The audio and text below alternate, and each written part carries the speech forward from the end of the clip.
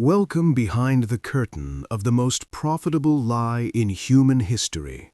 We are used to thinking of Hollywood's golden age as an era of sincerity and lofty ideals, but in reality, it was a gigantic factory that processed human lives.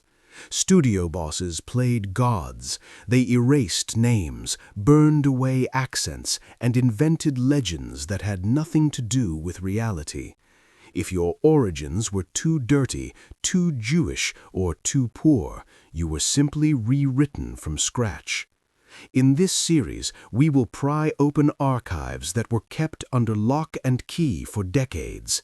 You will learn about those who betrayed their mothers, whitened their skin, and erased their own memories for a one-in-a-million chance. This is a chronicle of 10 great forgeries, where behind every dazzling smile hides a stolen identity and a biography written in the purple ink of publicists. Prepare to see the true faces of those who deceived the entire world to become immortal icons. But before we move on to the first star, don't forget to subscribe to the channel, like the video, and leave a comment. Enjoy watching. Theda Bara. Before Hollywood learned to build monumental sets, it learned to build human destinies out of pure, uncut lies, and Theda Bara became the first Frankenstein of studio marketing, created in the secret laboratories of the Fox Film Corporation. In 1915, a world still innocent of the cynicism of the Internet age froze in a mixture of shock and rapture as it watched a woman who did not merely play roles but embodied death itself. William Fox's publicists concocted a biography that today would sound like a deranged fantasy script, but back then was accepted without question. The public was officially introduced to the daughter of a French artist and an Arab princess born in the shadow of the great Egyptian pyramids under an ominous sign. She was credited with mystical powers. It was claimed she possessed an evil eye, capable of sending a man to his grave with a single glance, and that her only sustenance consisted of raw meat, blood, and rare herbs grown in the occult gardens of the East. Even her surname, Bara, was presented as an anagram of the phrase Arab death, instantly turning her into an icon of occultism and a sex symbol of a new, dangerous kind. Yet behind this majestic and terrifying facade lay the most elaborate fraud in early cinema history. The so-called daughter of the desert, shrouded in the scents of incense and myrrh, was in fact Theodosia Goodman, an ordinary, modest Jewish girl from Cincinnati, Ohio. Her father was no mysterious French painter. He was a simple barber, barely making ends meet. Theodosia had never seen the sands of the Sahara, did not speak a word of Arabic, and was a well-read, intelligent woman who was deeply frightened by the infernal monster the studio bosses were molding her into. To keep the lie from unraveling, Fox turned the actress's life into a living nightmare. She was officially forbidden to go out in daylight so as not to destroy the myth of a nocturnal creature. She lived in isolation, behind tightly drawn hotel curtains, surrounded by prop skulls and occult symbols she despised. Every interview was a carefully rehearsed performance in which she had to speak in cryptic half-hints, sustaining the illusion of ancient evil. The studio resorted to monstrous measures to maintain the legend. Around the hotel where Theda lived, hired servants in turbans stood guard at all times, creating the atmosphere of an Eastern harem. Any attempt by Theodosia to contact her family or old friends from Ohio was brutally suppressed. For the world, her parents did not exist. They were erased from history for the sake of the box office success of A Fool There Was. This total fabrication made Theda Bara the first hostage of her own brand. She became the first vamp, giving birth to the very concept in popular culture, but the price was unbearable. The identity of Theodosia Goodman was effectively destroyed.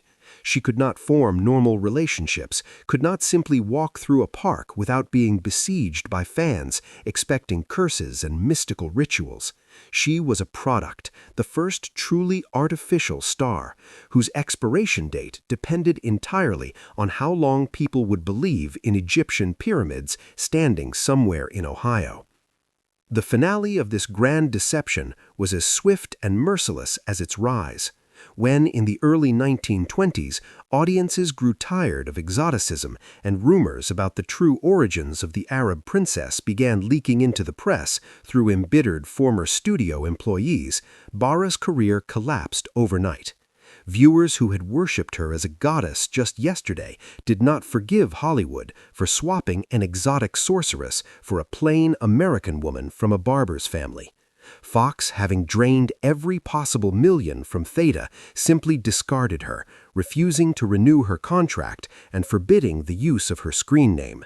Theodosia Goodman tried to return to the stage under her real name, but to everyone she remained that great deceiver.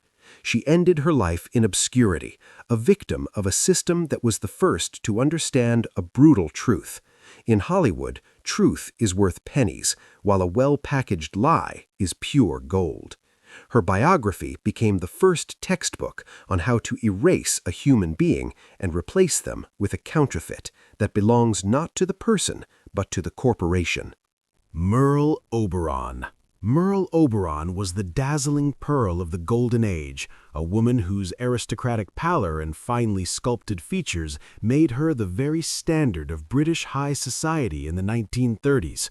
The star of the legendary Wuthering Heights, she was wrapped in an aura of refinement, and her official biography, crafted by the finest publicists of the empire, declared, "Merl was born in Tasmania to a noble British officer and a lady of good breeding, but after her father's tragic death, she was sent to live with wealthy relatives in India.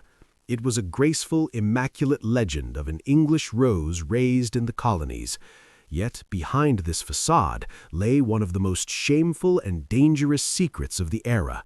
Merl Oberon was not pure-blooded, and she devoted her entire life to burning her true identity out of existence.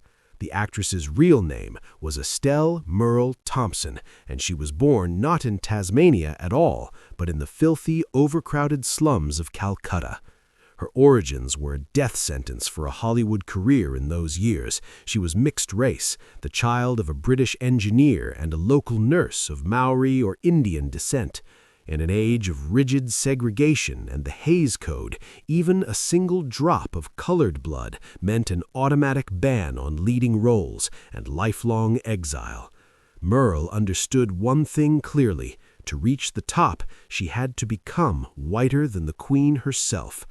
Her biography was forged with such meticulous care that she even persuaded her mother, Charlotte, to pass herself off as her maid.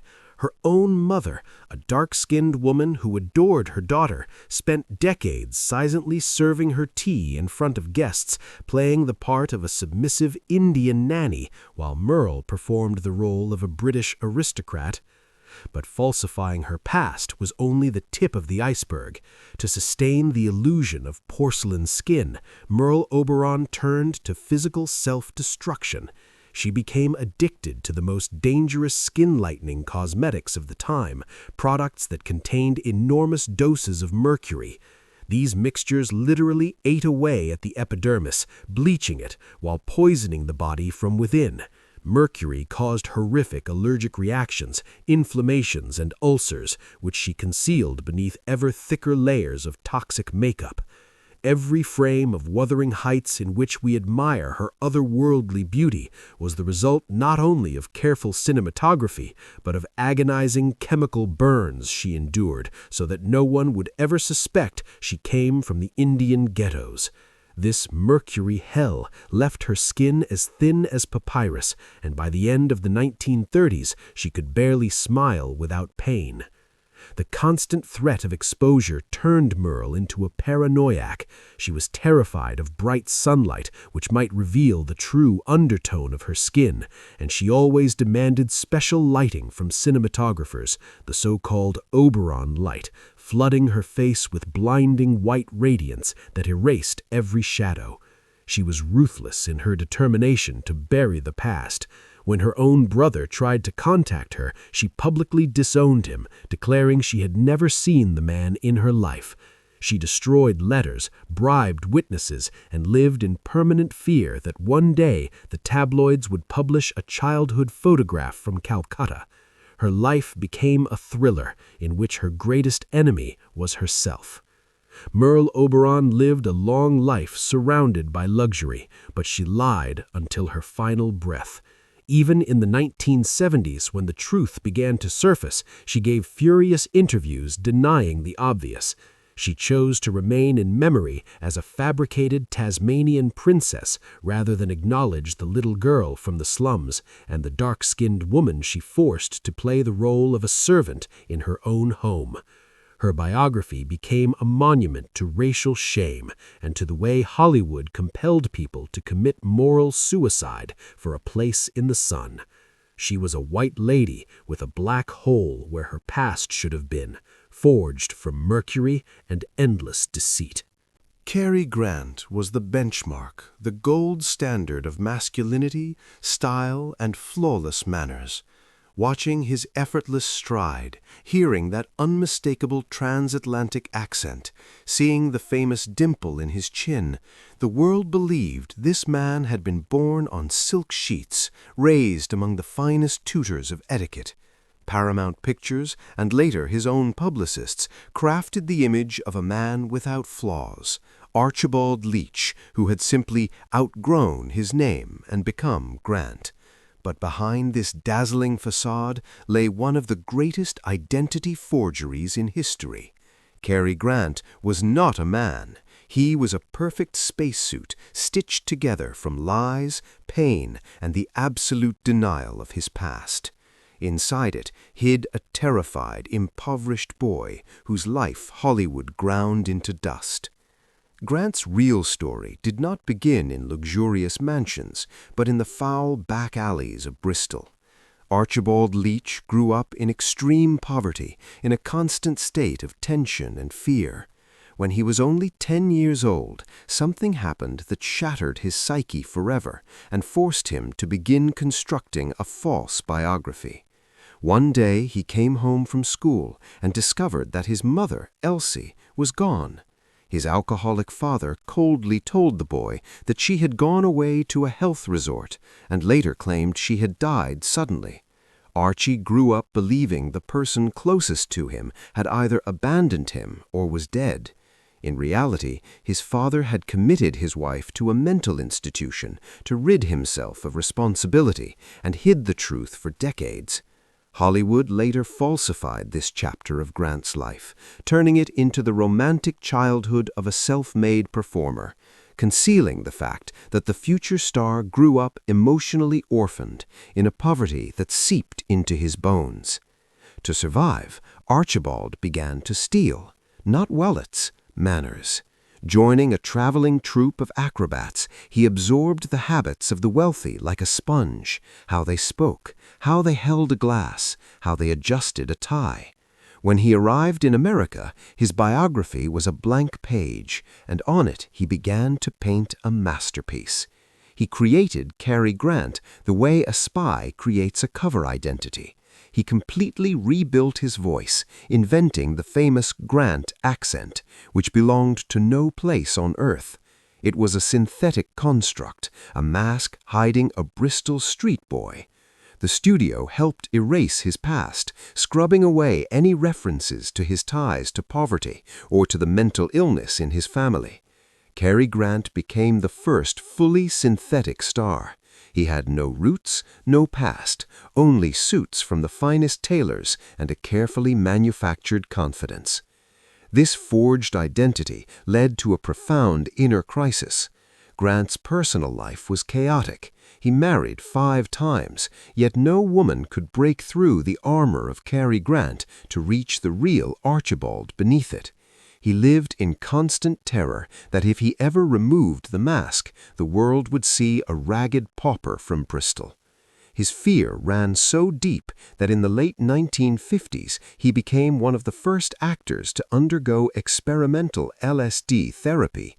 Under medical supervision, he tried to find Archibald, the man he himself had buried beneath piles of Hollywood contracts. He admitted in interviews, "Cary Grant is a character I play 24 hours a day, and I am exhausted by him." His fake biography became his prison. The most chilling moment of this deception came when Grant was already in his 30s.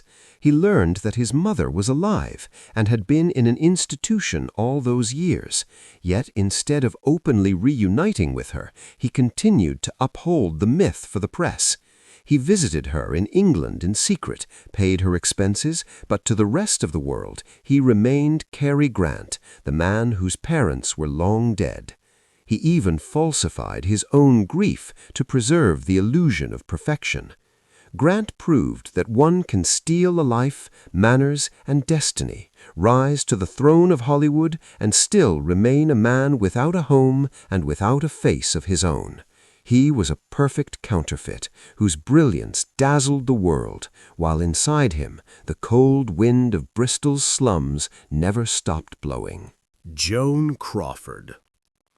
If Cary Grant stole manners, Joan Crawford scorched her past with napalm, leaving not even ashes behind. In the official annals of MGM, she was recorded as a girl from a good but temporarily impoverished family, whose rise to fame was difficult yet dignified. She was presented as the embodiment of American willpower and discipline. The truth, however, was so frightening and so far beyond respectability that Hollywood had to spend hundreds of thousands of dollars buying up silence and destroying evidence. Beneath the flawless makeup and the steel-hard gaze lived Lucille LeSueur, a girl who grew up in such deep, reeking poverty that her very existence was an affront to the dream factory. Lucille was not merely poor, she was born into a world where human dignity was worth nothing at all. Her childhood unfolded behind the scenes of cheap vaudeville acts and grimy laundries, where her stepfather ran a small, dubious business. Studio publicists carefully erased the fact that the future style icon had worked from an early age as a waitress and laundress, enduring violence and humiliation.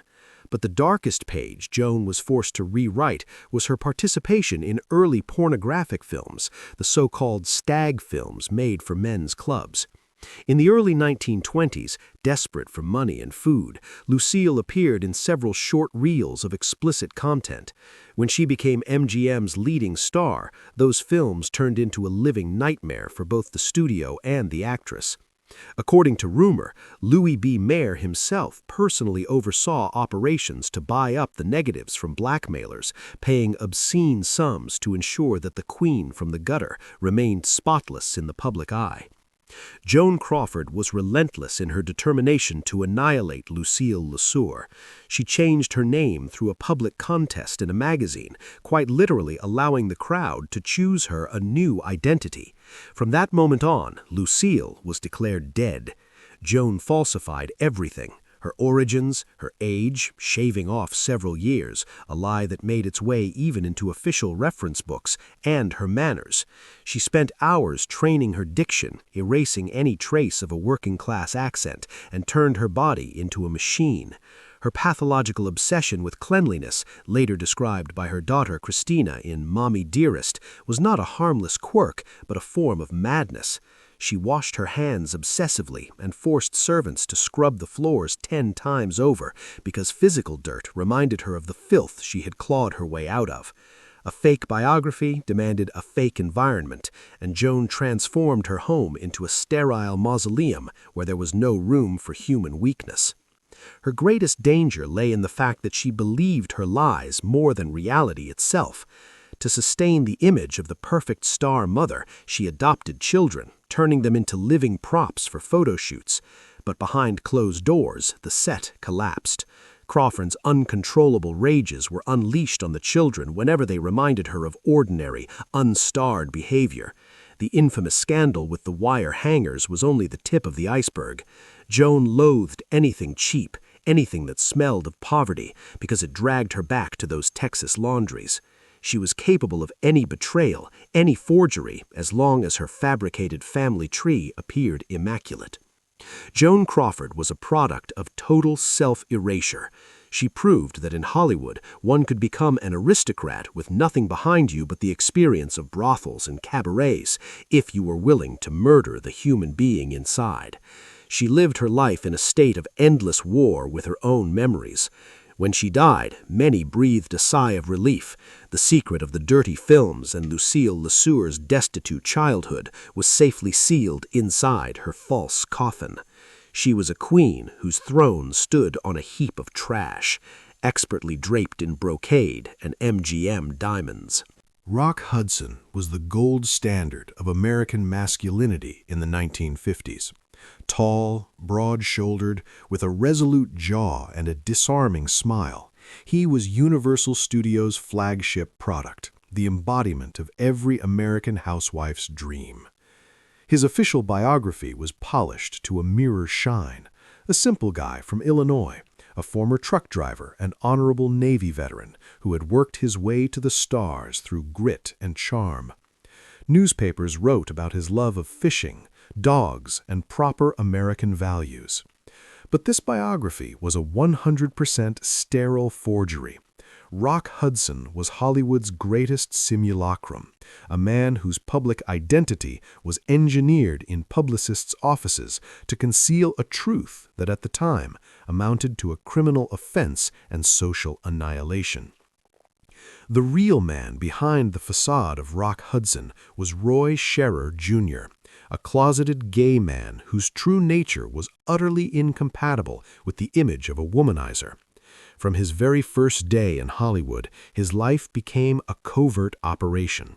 His agent, Henry Wilson, a specialist in discovering handsome young men and burying their sexuality, completely rewrote Roy's identity.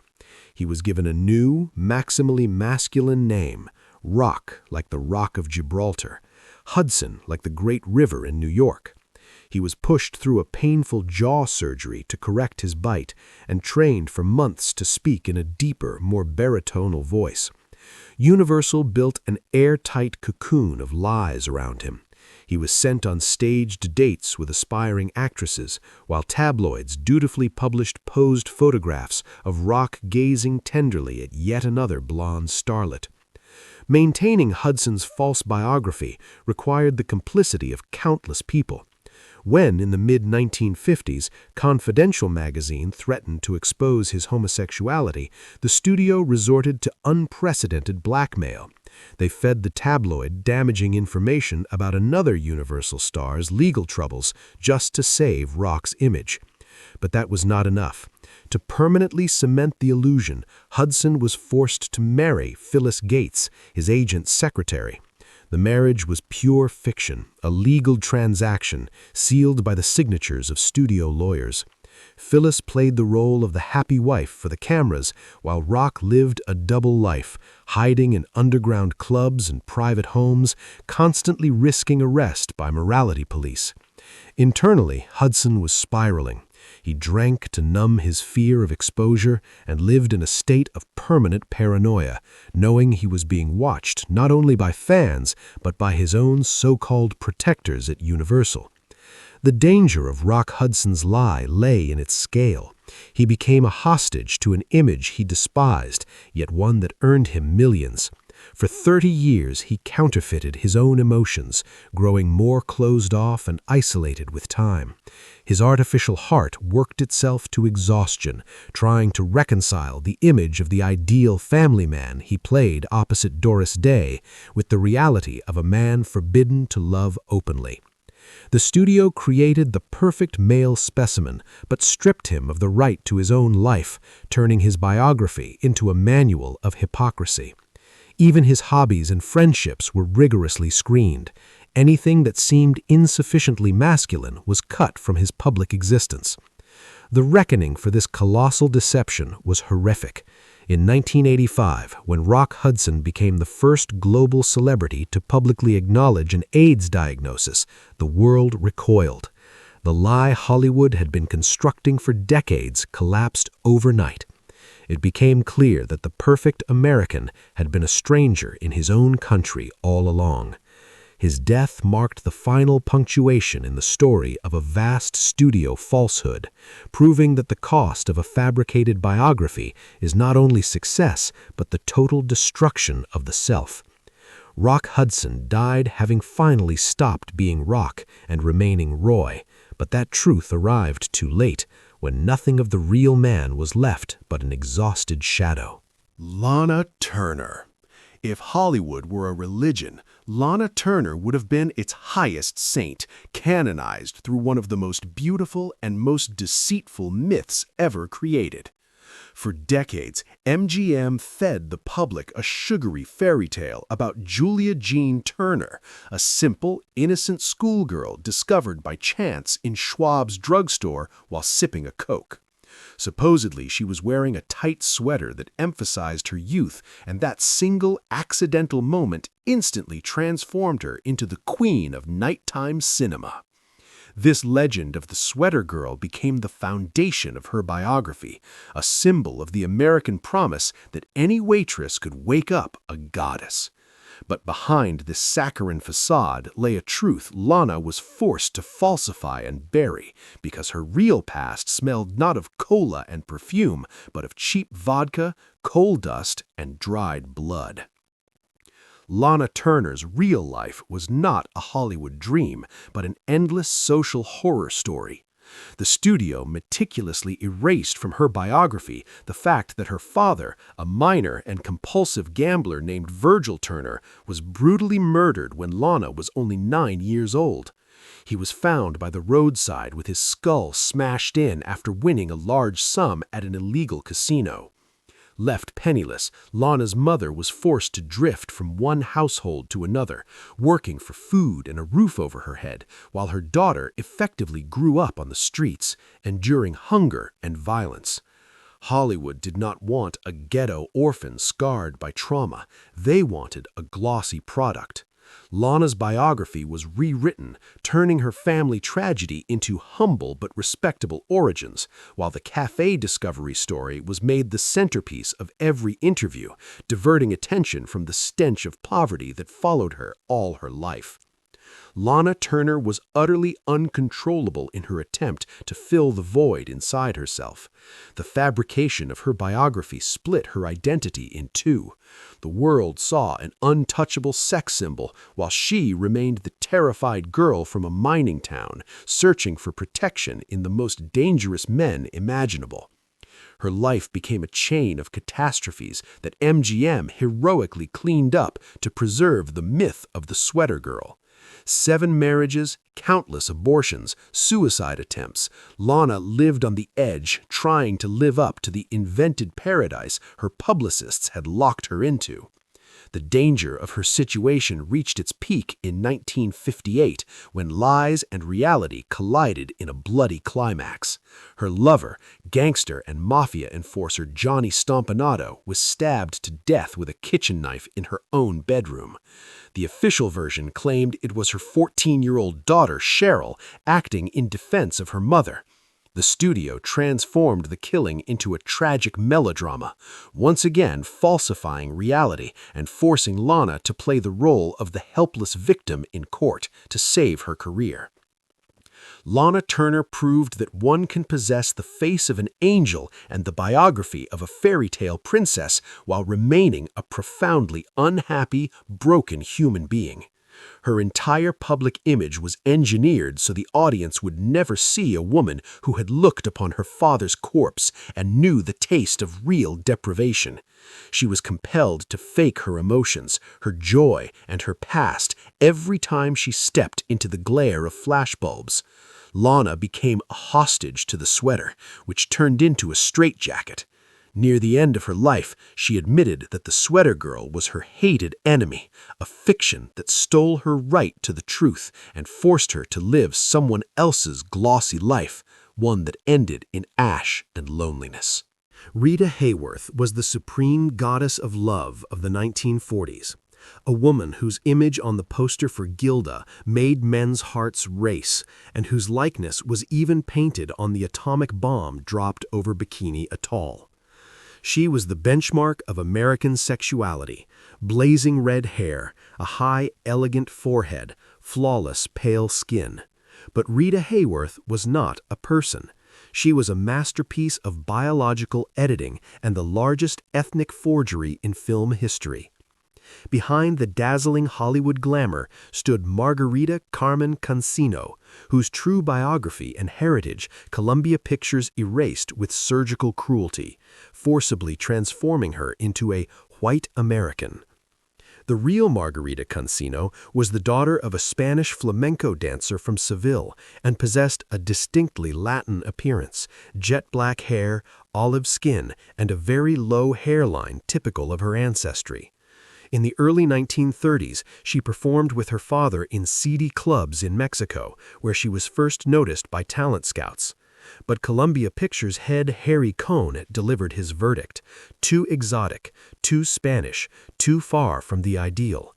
To break through, Margarita had to do more than change her name to Rita Hayworth, taking the maiden name of her English-born mother. She was forced to undergo a brutal physical transformation that bordered on torture.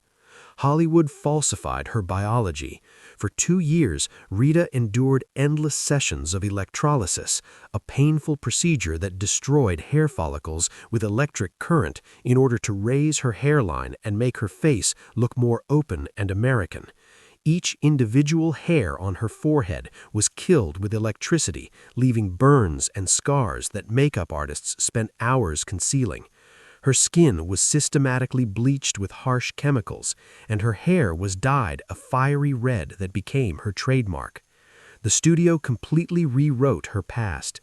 Spanish dancing in Mexican dives was erased from her biography and replaced with a myth about a girl from a respectable theatrical family who had always dreamed of Hollywood.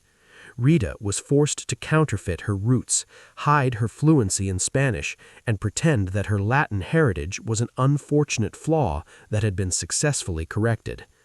This total erasure of identity caused Rita Hayworth to lose herself entirely. She became consumed by melancholy and a profound sense of worthlessness. "Men fall in love with Gilda," she once said, "and wake up with me." That famous line was a cry of pain from a woman who knew that everything men adored in her was a fabrication created by Harry Cohn. She despised her red hair and her artificially raised hairline, seeing in the mirror only the product of someone else's fantasy. Her personal life was a catastrophe. 5 marriages, including those to Orson Welles and Prince Ali Khan, collapsed because no one wanted to see the real Margarita Cancino, a frightened, quiet woman who had been forbidden to exist. The forgery of her appearance and biography cost Rita her sanity. In the final years of her life, she suffered from Alzheimer's disease, long mistaken for alcoholism because of her erratic behavior. But many film historians believe her mind simply refused to carry the colossal lie she had lived inside for decades. Rita Hayworth died as a symbol of how Hollywood can take a living person, erase their ethnic code, rewrite their DNA, and display a counterfeit ideal in a shop window, an ideal paid for with the actress's soul. Veronica Lake. Veronica Lake was an unquestioned noir-style icon, a woman whose image defined an entire era. Her famous peekaboo hairstyle, a golden wave of hair mysteriously veiling her right eye, became a national fetish. Millions of American women copied the look, and during World War II, the U.S. government even asked the actress to change her hairstyle after defense factory workers were being injured when their hair caught in machinery. Paramount Studios constructed her biography as the story of a cold, enigmatic, intellectual siren stepped straight out of a Raymond Chandler novel. She was the screen's silver fox, whose detachment and icy composure drove audiences mad. But this biography was a dangerous forgery, a disguise behind which Hollywood hid a severe mental illness that turned Veronica's life into an endless nightmare. The star's real name was Constance Ockelman, and behind her mysterious charm lay not acting technique but progressive schizophrenia. As a teenager, doctors had already diagnosed her with a mental disorder marked by sudden fits of uncontrollable rage and a loss of contact with reality. Hollywood, however, had no use for a sick girl. They needed a femme fatale. Paramount made a deliberate decision to falsify her public image. Her diagnosis was locked away as a strict secret, and her behavioral oddities, isolation, refusal to socialize with colleagues, sudden withdrawals into herself, were repackaged by publicists as exotic melancholy and aristocratic distance. The world admired her acting, never suspecting that Veronica was often in a catatonic stupor or fighting hallucinations right there in front of the camera. Lake's fabricated biography rested on the myth of the professional actress, when in reality she was completely unmanageable. She was labeled the most hated woman in Hollywood. Co-stars, including Frederick March, refused to work with her, calling her a monster. She might suddenly scream at a cameraman or hide heavy objects under her dress during an embrace scene to deliberately hurt her partner. The studio concealed these incidents, writing them off as star tantrums, when in truth they were symptoms of an illness no one intended to treat. Hollywood exploited her madness as long as it generated profit, forcing Veronica to perform normality for journalists while her inner world collapsed. The danger of this lie led to a catastrophic end. By the mid-1940s, when her illness became impossible to hide and alcohol no longer silenced the voices in her head, Hollywood simply discarded her. The fake biography of the mysterious star crumbled, revealing a broken woman who could no longer even remember her lines. The studio did nothing to help her. They simply erased her name from the list of active stars. Veronica Lake, whose face once adorned every magazine cover, vanished. Years later, she was found working as a waitress in a small, forgotten hotel bar under an assumed name. She continued to falsify her life to the very end, hiding her true identity from patrons, because the real Constance Ockelman had long been buried beneath Veronica Lake's golden locks. She died in poverty from hepatitis and kidney failure, a victim of a system that chose to sell her madness as style rather than recognize a suffering human being. Douglas Fairbanks was the first and true king of Hollywood, the man who transformed cinema from a fairground novelty into a global religion. Through his roles in The Mark of Zorro, Robin Hood, and The Thief of Baghdad, he created the image of the perfect hero, athletic, joyful, aristocratic, and 100% American. His official biography, which he painstakingly edited himself, read like a saga of the true Anglo-Saxon. He claimed descent from an old line of respectable Americans whose ancestors had helped build the nation. The world saw him as a symbol of Protestant success and masculine virtue. But behind that dazzling facade and the trademarked white-toothed smile lay a secret Fairbanks considered his greatest vulnerability. His life story was a brilliant forgery, designed to conceal the black mark of his origins in an era when anti-Semitism in the United States was not merely common, but an unspoken law of high society. The king's real name was Douglas Elton Ullman. He was the son of Heidelberg Ullman, a prominent Jewish lawyer in New York. In the early 20th century, being Jewish in the acting world often meant being confined to comic or marginal roles. Fairbanks, consumed by ambition and a hunger for recognition, understood one thing clearly. To become the face of America, he had to erase Ullman and invent Fairbanks. While still young, he abandoned his father's surname, took his mother's maiden name, and completely rewrote his family history. He forged his past so meticulously that even his closest friends in elite circles had no idea of his roots. Douglas became fanatically devoted to the image of the white gentleman. He joined the most exclusive clubs, trained his body to exhaustion, and cultivated manners that seemed more British than those of the English themselves. His entire life became a prolonged undercover operation. The danger of Fairbanks lay in his uncontrollable drive for perfection. The lie about his origins gave birth to a massive inferiority complex, which he masked with exaggerated masculinity. He performed life-threatening stunts without doubles, not for the sake of art, but to prove his legitimacy and superiority. His fabricated biography turned him into a hostage of his own brand. He could not allow himself a single weakness, not the faintest hint of his true background. Even when he co-founded the Academy of Motion Picture Arts and Sciences with Mary Pickford and became a co-owner of United Artists, he continued to play the role of the Anglo-Saxon aristocrat, carefully distancing himself from other Jewish Hollywood moguls. He was an insider among outsiders, living in constant fear that the truth about Oman the lawyer would bring his empire crashing down. The forgery of his identity destroyed him from within.